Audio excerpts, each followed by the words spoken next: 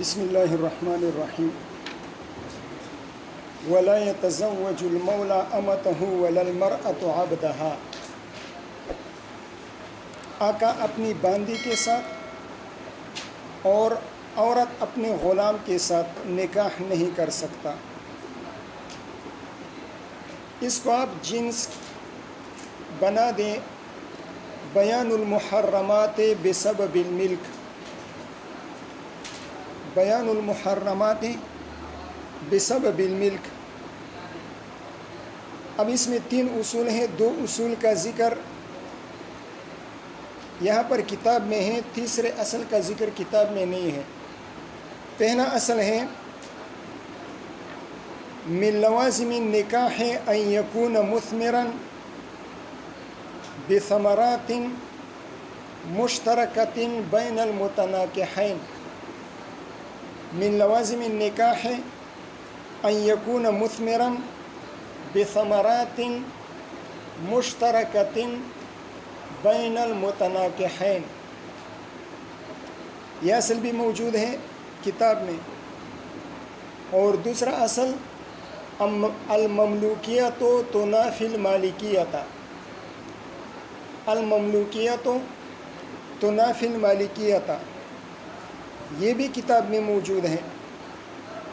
اور تیسرا اصل کتاب میں نہیں ہے، وہ بھی آپ حضرات لکھ لیں، منافی لازم منافن للملزوم،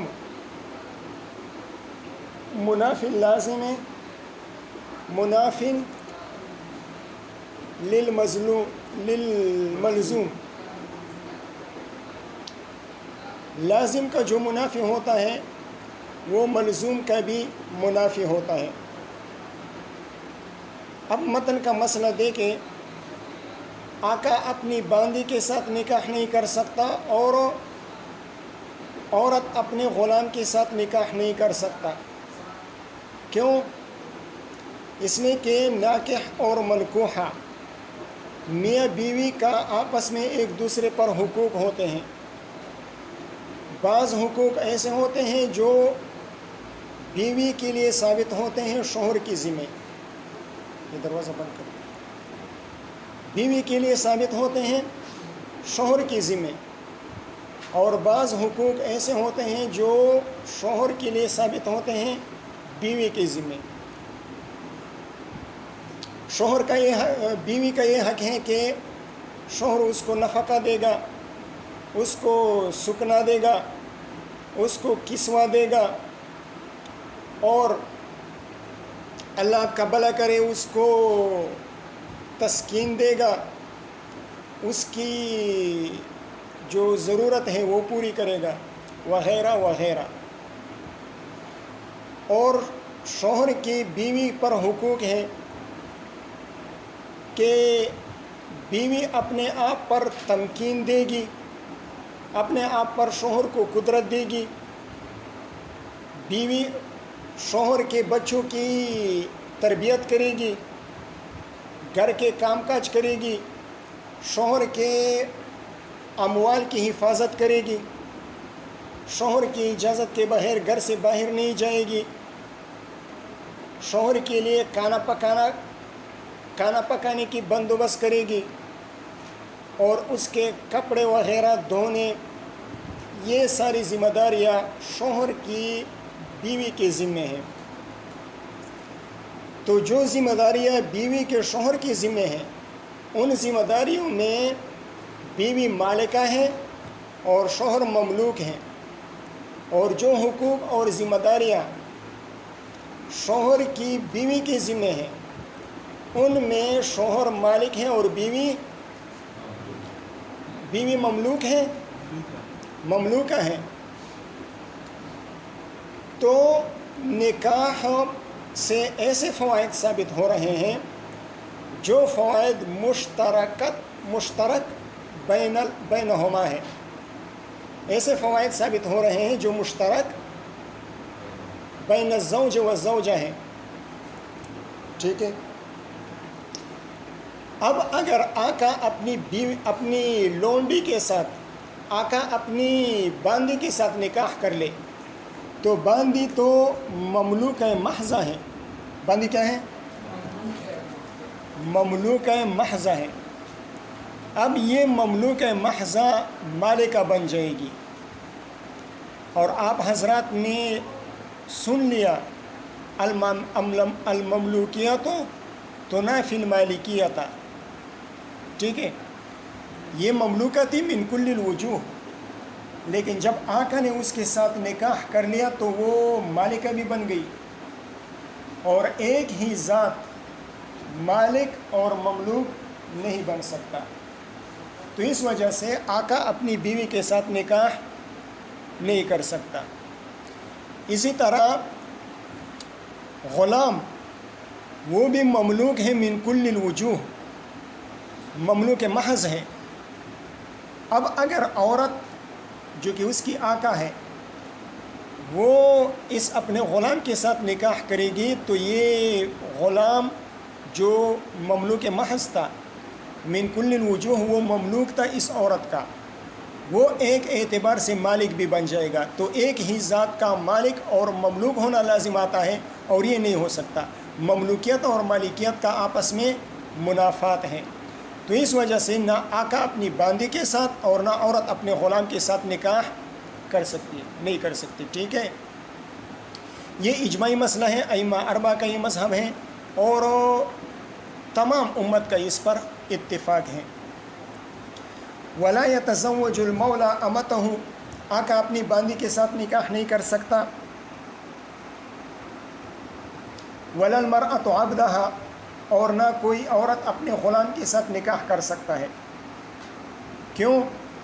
دلیل یہ ہے لأن النکاح ما شرع الا مثمرا بثمرات مشترکۃ بین المتناکحین، اس لیے کہ نکاح کو مشروع نہیں قرار دیا گیا ہے، شریعت میں نکاح کی اجازت نہیں دی گئی ہے مگر اس صورت میں کہ یہ نکاح فائدہ دینے والا بن جائے، ایسے فوائد کے ساتھ جو متناکحین کے درمیان مشترک ہوں. وہ فوائد کون کون سے ہیں؟ آپ حضرت کے سامنے آ گئے سارے فوائد، کہ بیوی کے حقوق ثابت ہوتے ہیں شوہر کے ذمے اور شوہر کے حقوق ثابت ہوتے ہیں بیوی کے ذمے. تو ایک اعتبار سے شوہر مالک ہے اور بیوی مملوکہ ہے، اور دوسرے اعتبار سے بیوی مالکہ ہے اور شوہر مملوک ہے. والمملوکیت تنافی المالکیت، اور مملوکیت یہ مالکیت کے منافی ہے.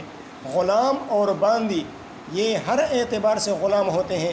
اگر اس کے ساتھ آقا یا وہ یعنی باندی کے ساتھ آقا نکاح کر لے اور غلام کے ساتھ وہ عورت نکاح کر لے جو اس کی مالکہ ہے، تو قلب موضوع لازم آ جائے گا، قلب موضوع لازم آ جائے گا.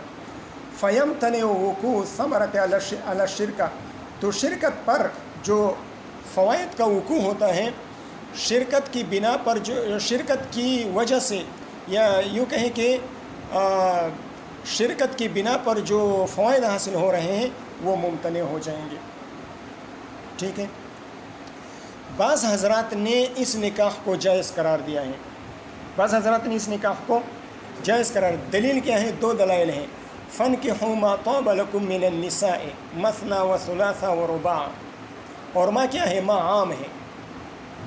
ما کلمہ ما دا یہ عام ہے اور اپنے تمام افراد کو برابر سرابر شامل ہے قطعیت کے طریقے پر. عام اپنے تمام افراد کو علی سبیل القطعیت شامل ہوتا ہے. تو جس طرح یہ آزاد عورتوں کو شامل ہے، یہ ماں کا کلمہ جو ہے جس طرح آزاد عورتوں کو شامل ہے کہ آدمی آزاد عورتوں کے ساتھ نکاح کر سکتا ہے، اسی طرح باندیوں کو بھی شامل ہے.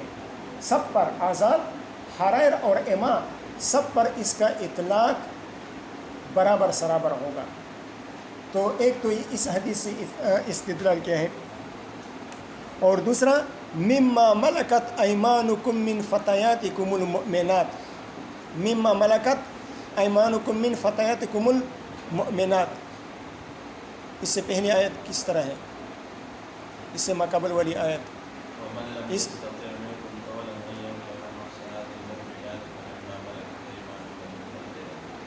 ہاں وَمَن لَّمْ يَسْتَطِعْ مِنكُمْ طَوْلًا أَن يَنكِحَ الْمُحْصَنَاتِ الْمُؤْمِنَاتِ، اگر وہ آزاد عورتوں کے ساتھ نکاح کی طاقت نہیں رکھتا، فَمِمَّا مَلَكَتْ أَيْمَانُكُم مِّن فَتَيَاتِكُمُ الْمُؤْمِنَاتِ، تو وہ باندیوں کے ساتھ نکاح کر لے۔ تو جس طرح غیر کی باندھی ہوتی ہیں، اسی طرح اپنی باندھی بھی باندھی ہوتی ہیں۔ اور یہ فمن ما، یہ ماں کا کلمہ جو ہے، جس طرح غیر کی باندھی کو شامل ہے، اسی طرح اپنی باندھی کو بھی شامل ہے۔ تو ان دو آیات کی بنا پر بعض حضرات نے اپنی باندھی کے ساتھ نکاح کے جواز کا قول فرمایا ہے، لیکن اس کا جواب یہ ہے کہ اللہ تعالیٰ فرماتے ہیں وَأَنكِحُوا الْأَيَامَ مِنكُمْ وَالصَّالِحِينَ مِنْ عِبَادِكُمْ وَإِمَائِكُمْ۔ وَأَنكِحُوا الْأَيَامَ کون سا باب ہے؟ انکحو کون سا صیغہ ہے؟ امر کا صیغہ ہے، کس باب سے؟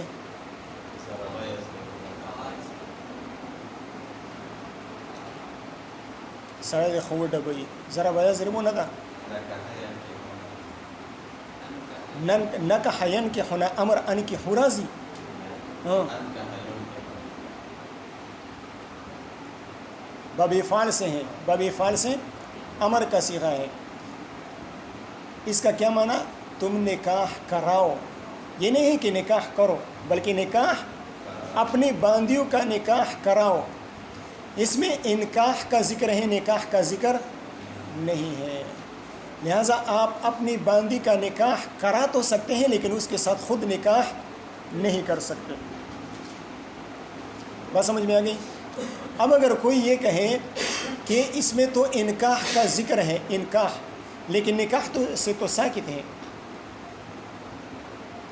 اپنی باندی کے ساتھ نکاح جائز ہے یا ناجائز ہے، اس سے تو ساکت ہے، اور الساکت لیس بحجۃ، ساکت تو دلیل نہیں بن سکتا، ساکت تو دلیل نہیں بن سکتا۔ اپنی باندی کے ساتھ نکاح کرو یا اپنی باندی کے ساتھ نکاح نہ کرو، اس بات کا ذکر اس آیت میں نہیں ہے، صرف انکاح کا ذکر ہے، نکاح سے یہ ساکت ہے، نکاح کے عدم جواز کو یہاں پر ذکر نہیں کیا گیا ہے، تو آپ کس طرح عدم جواز کا قول کر رہے ہیں؟ نکاح سے ساکت ہے، اور الساکت لیس بحجۃ۔ اس کا جواب یہ ہے کہ دیکھیں ایک قاعدہ ہے، السکوت عن البیان فی موضع البیان، السکوت عن البیان فی موضع الحاجۃ الی البیان بیان، السکوت الی البیان فی موضع الحاجۃ الی البیان بیان، بیان کی جگہ پر بیان سے ساکت ہونا یہ بیان ہے، بیان کی جگہ پر بیان سے ساکت ہو جانا یہ کیا ہے؟ بیان ہے۔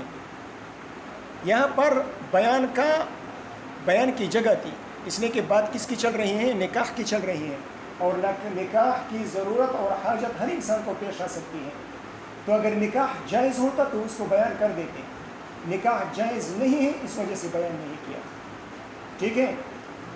اگر جائز ہوتا نکاح، اپنی باندی کے ساتھ نکاح جائز ہوتا تو اللہ تعالیٰ اس کو بیان کر دیتے، لیکن جب بیان نہیں کیا تو معلوم ہوا کہ اس کے ساتھ نکاح کرنا جائز نہیں ہے۔ وَيَجُوزُ التَّزَوُّجُ الْكِتَابِيَّاتِ، اور کتابیات کے ساتھ نکاح کرنا جائز ہے۔ کتابیات، یہ کتابیت ان کی جمع ہے۔ اس عورت کو کہا جاتا ہے جس میں 3-4 باتیں ہوں، جس میں کتنی باتیں ہوں؟ 3-4 باتیں نہیں، 4 باتیں، جس میں 4 باتیں ہوں۔ ایک وہ کہ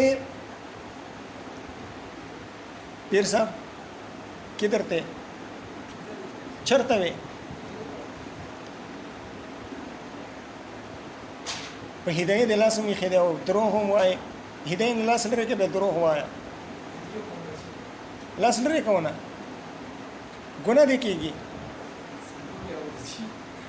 صفه باندې خیر د صفه به بیا راوړي خو تاول ګناه به نامې کې ولیکل شي صفه باندې څه کېده و هدايه نه کتاب لري کې به دروغ وای چې دلته ومه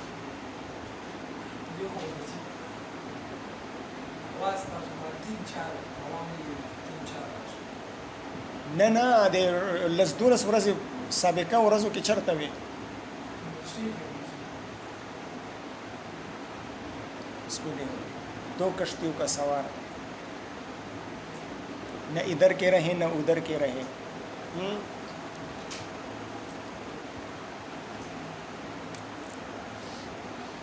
یونیورسٹی کے لیے سکھاؤ دسو غاخونو والا ماشاء اللہ صحیح ده څه خبره وه ہاں ٹھیک ہے. کتابیہ یا کتابی اس عورت اور مرد کو کہا جاتا ہے جس میں 4 باتیں ہوں. ایک یہ کہ اللہ کے وجود کا قائل ہو, کسی کتاب سماوی کا قائل ہو, کسی آسمانی کتاب کو ماننے والا ہو, پیغمبر کو ماننے والا ہو اور آخرت پر ایمان ہو, تو اس کو کتابی کہا جاتا ہے. کتنی باتیں ہو گئی؟ 4 باتیں. پیغمبر کو مانتا ہو, کتاب کو مانتا ہو, اللہ کو مانتا ہو اور آخرت پر ایمان ہو, تو اس مرد اور عورت کو کتابی کہا جاتا ہے. ان کے ساتھ نکاح کرنا جائز ہے, ان کے ساتھ نکاح کرنا جائز ہے. وَيَجُوزُ تَزَوُّجُ الْكِتَابِيَّاتِ لِقَوْلِهِ تَعَالَى, اس لیے کہ اللہ تعالیٰ فرماتے ہیں وَالْمُحْصَنَاتُ مِنَ الَّذِينَ أُوتُوا الْكِتَابَ, اور پاک دامن عورتیں ان میں سے جن کو کتاب دیا گیا ہے, یعنی اہل کتاب. اہل کتاب اصل میں یہودیوں, عیسائیوں اور زبور کے ماننے والے اور صحف ابراہیم کے ماننے والے اور صحف شیس علیہ الصلاۃ والسلام کو ماننے والے, ان کو اہل کتاب کہا جاتا ہے. تو یہ 4 باتیں جب کسی میں پائی جائیں اہل کتاب میں, تو ان کے ساتھ نکاح کرنا جائز ہے. اللہ تعالیٰ فرماتے ہیں کہ پاک دامن عورتیں ان میں سے جن کو کتاب دیا گیا ہے تو ان کے ساتھ نکاح کرنا جائز ہے.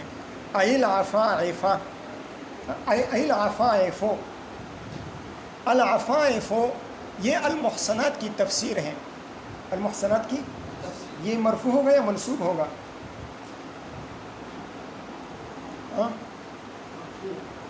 مرفوع کیوں ہوگا؟ نہیں. پھر اس کی خبر کہاں ہے؟ جب ابتدا کی وجہ سے مرفوع ہے تو خبر کہاں ہے؟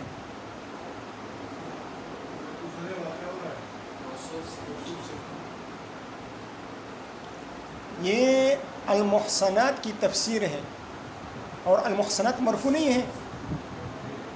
المحصنات مرفوع ہے تو تفسیر بھی مرفوع ہوگی نا. مفسر اور مفسر کا اعراب ایک ہوتا ہے. اے حرف تفسیر نظر نہیں آ رہا؟ اے حرف تفسیر نظر, ہاں, مفسر اور مفسر ان کا اعراب ایک ہوتا ہے.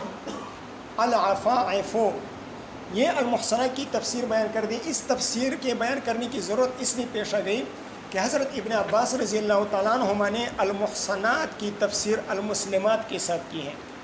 والمحصنات من الذین اوتوا الکتاب, اہل کتاب میں سے جو عورتیں مسلمان ہو جائیں ان کے ساتھ نکاح کرنا جائز ہے. لیکن علامہ مرغنانی رحمہ اللہ فرماتے ہیں کہ المحصنات بمعنی العفائف ہے. کیوں؟ اس لیے کہ مسلمان ہو جائے تو وہ تو مجوسی مسلمان ہو جائے ان کے ساتھ بھی جائز ہے, وہ تو سکھ مسلمان ہو جائے ان کے ساتھ بھی جائز ہے, وہ تو ہندو مسلمان ہو جائے تو اس عورت کے ساتھ بھی نکاح جائز ہے. تو پھر اہل کتاب کی تخصیص کی کیا ضرورت تھی؟ تو یہاں پر جو تخصیص ہے المحصنات کی, یہ اہل کتاب کی, تو المحصنات سے مراد العفائف ہے. اور یہ العفائف کی قید یہ کوئی قید احترازی نہیں ہے بلکہ قید اتفاقی ہے. قید احترازی اور قید واقعی نہیں ہے, احترازی ہے. اس لیے کہ عام طور پر عورتیں اکثر و بیشتر و پاک دامن ہی ہوتی ہیں.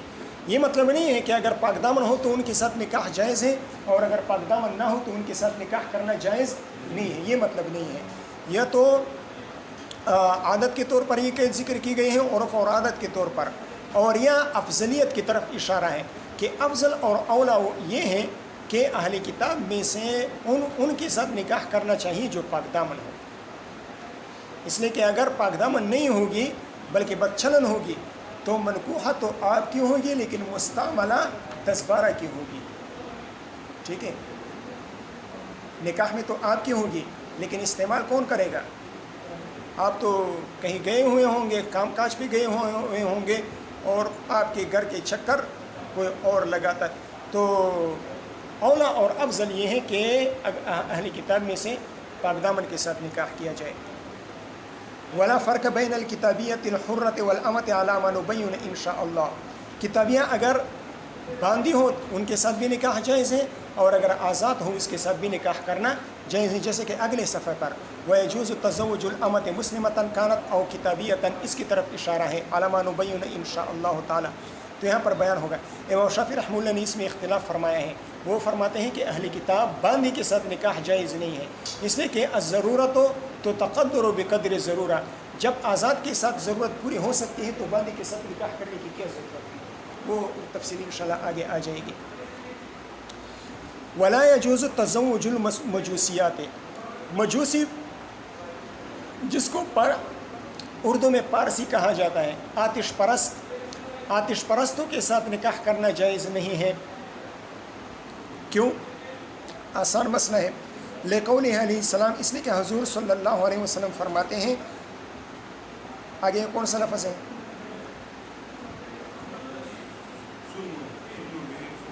کس باب سے ہے؟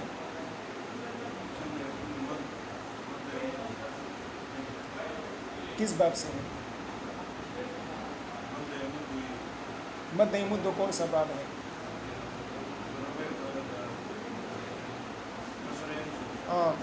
نصر ینصر سن یا سنو بہم سنت اہل الکتاب، ان کے ساتھ معاملہ کرو اہل کتاب جیسا معاملہ. جو معاملہ آپ اہل کتاب کے ساتھ کرتے ہیں وہی معاملہ آپ مجوسیوں کے ساتھ بھی کرو، وہی معاملہ آپ پارسیوں کے ساتھ بھی کرو. البتہ غیر ناکحی نسائہم ولا آکلی ذبائحہم، ان کی عورتوں کے ساتھ نکاح نہ کرو اور ان کا ذبیحہ نہ کھاؤ. ٹھیک ہے، باقی ان کے ساتھ معاملات اہل کتاب والے کیے جا سکتے ہیں. یعنی جس طرح اہل کتاب کو امان دیا جا سکتا ہے وہ دارالاسلام میں امان لے کر آ سکتے ہیں، اسی طرح مجوسی بھی دارالاسلام میں امان لے کر آ سکتے ہیں.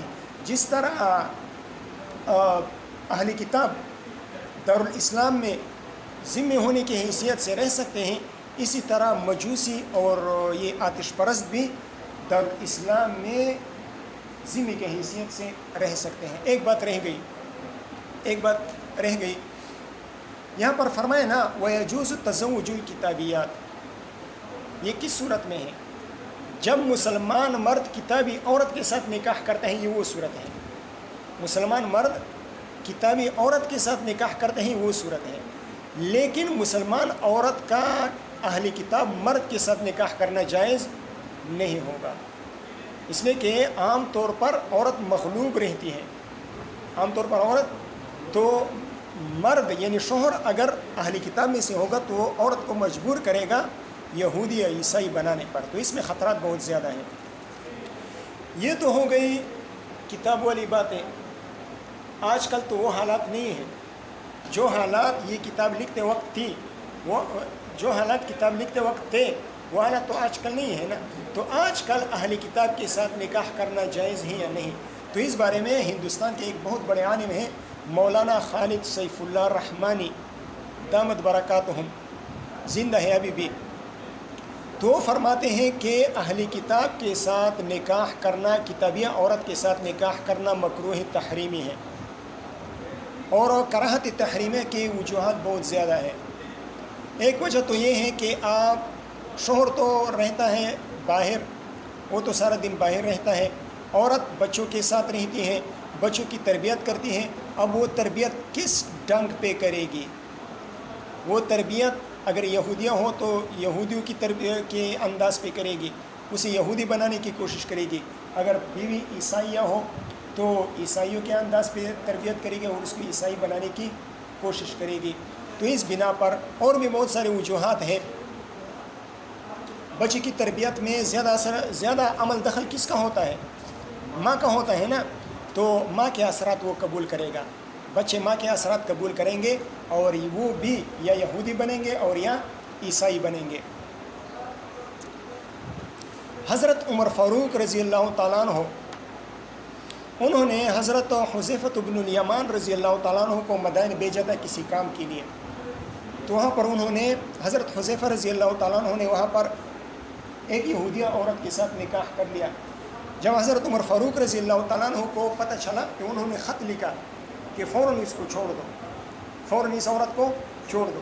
حضرت حذیفہ رضی اللہ تعالیٰ عنہ نے خط لکھا کہ آیا ان کے ساتھ نکاح کرنا ناجائز ہے؟ تو حضرت عمر فاروق رضی اللہ تعالیٰ عنہ نے فرمایا کہ نہیں، ناجائز تو نہیں ہے، حرام تو نہیں کہہ سکتے، اللہ تعالیٰ نے اجازت دی ہے. والمحصنات من الذین اوتوا الکتاب، اللہ نے اجازت دی ہے، لیکن مفاسد اس میں بہت زیادہ ہیں. اسی طرح حضرت طلحہ بن عبید اللہ رضی اللہ تعالیٰ عنہ انہوں نے بھی یہودیہ عورت کے ساتھ نکاح کیا تھا. حضرت کعب بن مالک رضی اللہ تعالیٰ عنہ نے یہودی عورت کے ساتھ نکاح کیا تھا. تو ان تینوں کے لیے حضرت عمر فاروق رضی اللہ تعالیٰ عنہ نے بہت غصہ کیا تھا کہ تم لوگوں نے یہودی عورت کے ساتھ نکاح کیوں کیا ہے.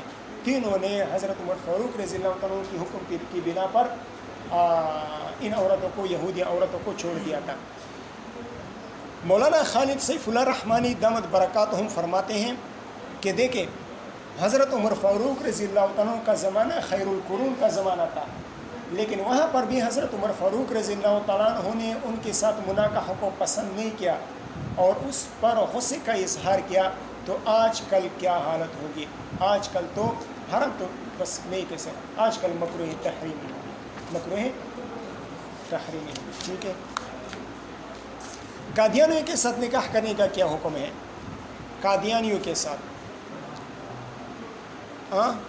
باطل ہے، حرام ہے ان کے ساتھ نکاح کرنا، اس لیے کہ آپ حضرات نے سن لیا کہ اہل کتاب کتابیہ عورت کے ساتھ بھی نکاح تب جائز ہے جب ان کے پاس کتاب ہو، کتاب کے ماننے والے ہوں اور کسی پیغمبر کے پیروکار ہوں. قادیانیوں کے پاس نہ پیغمبر ہے، اللہ کی طرف سے بھیجا ہوا پیغمبر، انگریز کی طرف سے بھیجا ہوا پیغمبر تو ہے لیکن اللہ کی طرف سے بھیجا ہوا پیغمبر ان کے پاس نہیں ہے. اگر اہل کتاب یہودی اور عیسائی حضور صلی اللہ علیہ وسلم کو مان لے پھر وہ مسلمان ہو گئے. تو جس طرح عام مسلمان عورت کے ساتھ نکاح جائز ہی، اسی طرح اس کے ساتھ بھی نکاح کرنا جائز ہو جائے گا. یہ اصل میں یہ جو کون سی آیت ہے، ولا تنكحوا المشركات حتى يؤمنن، ولا تنكحوا المشركات حتى يؤمنن، یہ عام آیت ہے لیکن والمحصنات من الذين اوتوا الكتاب یہ اس سے مستثنا ہے، وہ صورت اس سے مستثنا ہے. ٹھیک ہے. ہے کافر.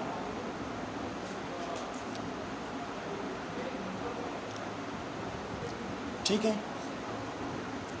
اب سوال یہ ہے کہ اللہ تعالیٰ فرماتے ہیں وَلَا تَنْكِحُوا الْمُشْرِكَاتِ حَتَّى يُؤْمِنَّ، وَلَا تَنْكِحُوا الْمُشْرِكَاتِ حَتَّى يُؤْمِنَّ، مشرکہ عورتوں کے ساتھ نکاح نہ کرو یہاں تک کہ وہ مسلمان ہو جائیں. اور یہودی اور عیسائی وہ تو مشرک ہیں. وقالت اليهود عزیر ابن اللہ وقالت النصارى المسیح ابن اللہ. یہود عزیر علیہ السلام کو اللہ کا بیٹا مانتے تھے اور عیسائی عیسیٰ علیہ السلام کو اللہ کا بیٹا مانتے تھے، اور بعض ثالث ثلاثہ کے قائل تھے، بعض تین خداؤں کو ماننے والے تھے. تو یہ تو مشرک ہوئے، اور مشرکوں کے ساتھ تو اللہ تعالیٰ نے وَلَا تَنْكِحُوا الْمُشْرِكَاتِ حَتَّى يُؤْمِنَّ میں ممانعت فرمائی ہے. تو آپ نے کس طرح کہہ دیا کہ اہل کتاب کے ساتھ نکاح جائز ہیں؟ سوال سمجھ گئے؟ سوال سمجھ میں آ گیا؟ اس کا جواب یہ ہے کہ اہل کتاب مشرک ہیں یا مشرک نہیں ہیں، اس میں اختلاف ہے. اہل کتاب مشرک ہیں یا مشرک نہیں ہیں، اس میں اختلاف ہے. بعض حضرات نے وکالت الیہود عزیر ابن اللہ وکالت النصارى المسیح ابن اللہ اس آیت کی بنا پر ان کو مشرک قرار دیا ہے، لیکن اصح قول یہ ہے کہ وہ مشرک نہیں ہے. اصح قول یہ ہے کہ وہ مشرک نہیں ہے. کیوں مشرک نہیں ہے؟ اس لیے کہ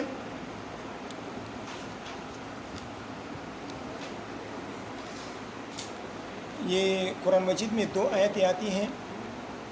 ایک آیت ہے وَلَا تَسْمَعُنَّ مِنَ الَّذِينَ أُوتُوا الْكِتَابَ. یہ آیت پڑھو زبیر.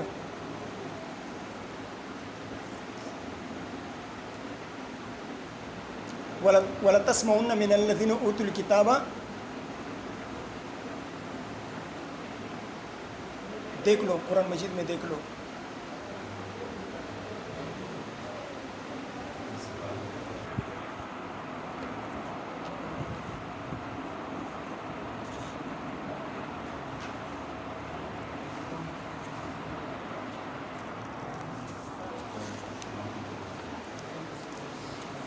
لَتُبْلَؤُنَّ فِي أَمْوَالِكُمْ وَأَنفُسِكُمْ وَلَتَسْمَعُنَّ مِنَ الَّذِينَ أُوتُوا الْكِتَابَ مِنْ قَبْلِكُمْ وَمِنَ الَّذِينَ أَشْرَكُوا أَذًى كَثِيرًا.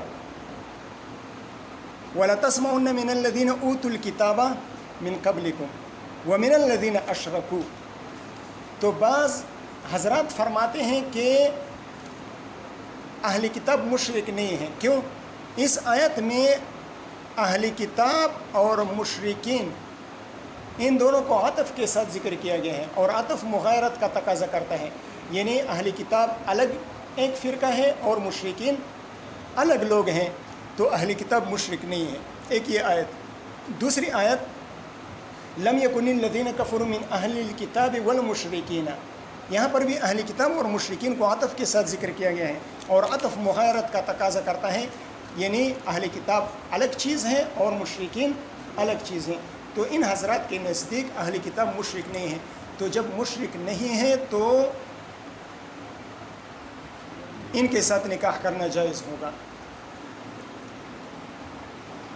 وقالت اليہود عزیر ابن اللہ وقالت النصارى المسیح ابن اللہ. یہ آیت پوری کس طرح ہے؟ ذلك قولهم بافواہہم یضاہئون قول الذین کفروا قاتلهم اللہ. اس کے بعد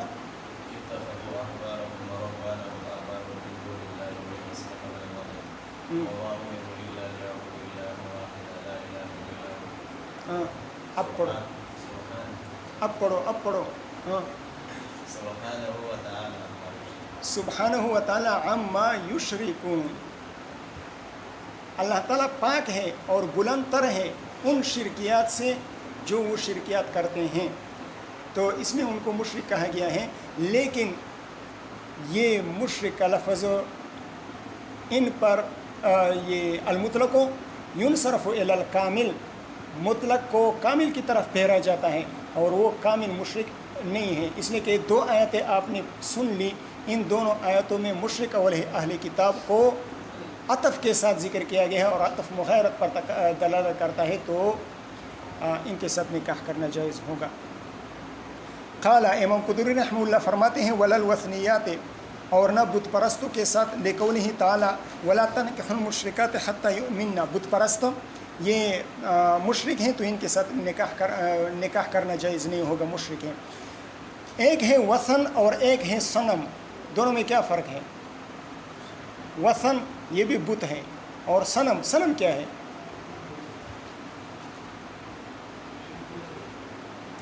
یہ بھی بت ہے. ہاں، وثن اس بت کو کہا جاتا ہے جو لکڑی، پتھر یا سونے چاندی جواہرات سے بنایا گیا ہو، یعنی جس کا جثہ ہو، جس کا جسم ہو، جثہ ہو، اس کو وثن کہا جاتا ہے. اور صنم جس کا جثہ نہ ہو، یعنی تصویر پہ کوئی بت بنا ہوا ہے، پرنٹ کے ساتھ یا کسی اور طریقے سے کپڑے پر بنا ہوا ہے، تو اس کو صنم کہا جاتا ہے. ٹھیک ہے، اہل لغت نے یہ بات بیان کی ہے. بعض اس کے بلاکس بھی کرتے ہیں، لیکن وہ قول کمزور ہیں.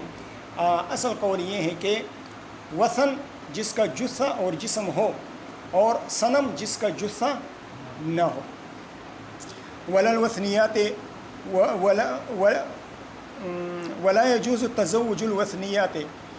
بت پرستوں کے ساتھ نکاح کرنا جائز نہیں ہے، لقولہ تعالی ولا تنکحوا المشرکات حتی یؤمنن. ویجوز تزوج الصابیات. صابی عورت کے ساتھ نکاح کرنا جائز ہے امام صاحب کے نزدیک. حضرت صاحبین رحمہم اللہ کے نزدیک صابی عورت کے ساتھ نکاح کرنا جائز نہیں ہے.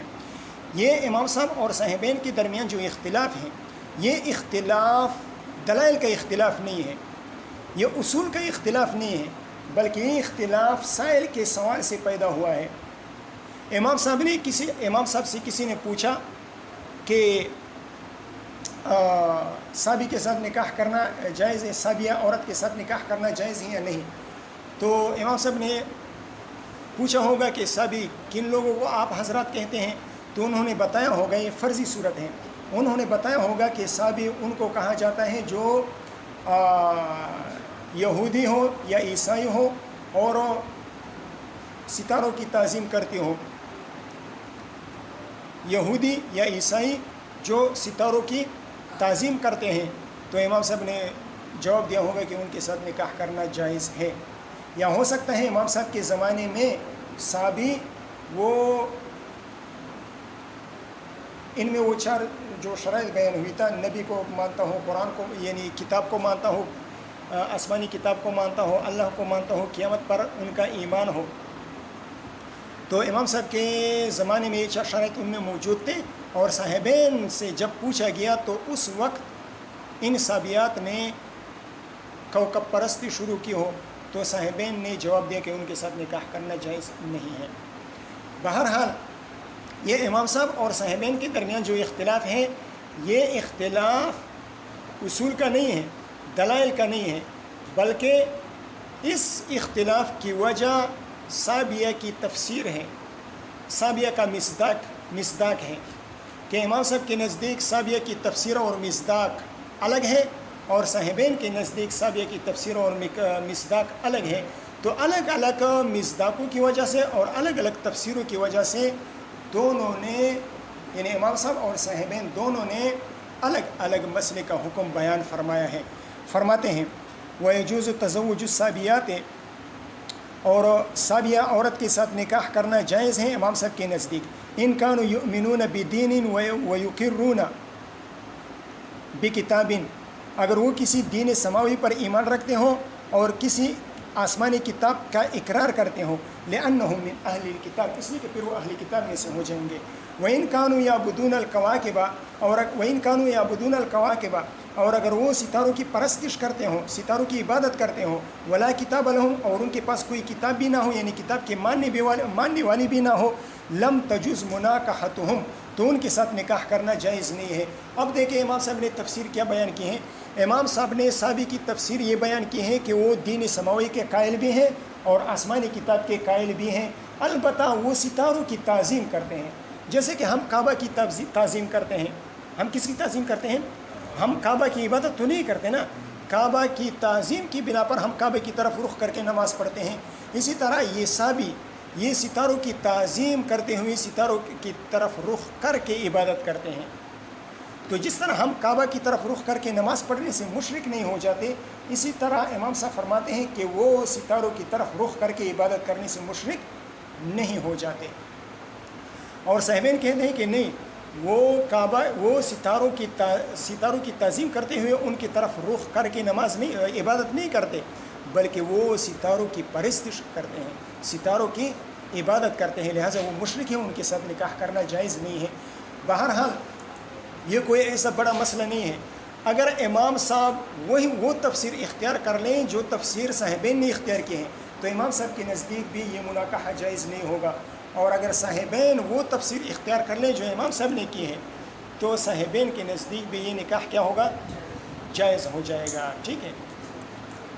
لِأَنَّهُمْ مُشْرِكُونَ وَإِن كَانُوا يَعْبُدُونَ الْكَوَاكِبَ، اور اگر وہ کوکب پرستی کر رہے ہوں، وَلَا كِتَابَ لَهُمْ، اور ان کے پاس کوئی آسمانی کتاب بھی نہ ہو، آسمانی کتاب کے قائل بھی نہ ہو، تو لم تجز مناکحتہم، تو ان کے ساتھ مناکحہ جائز نہیں ہوگا۔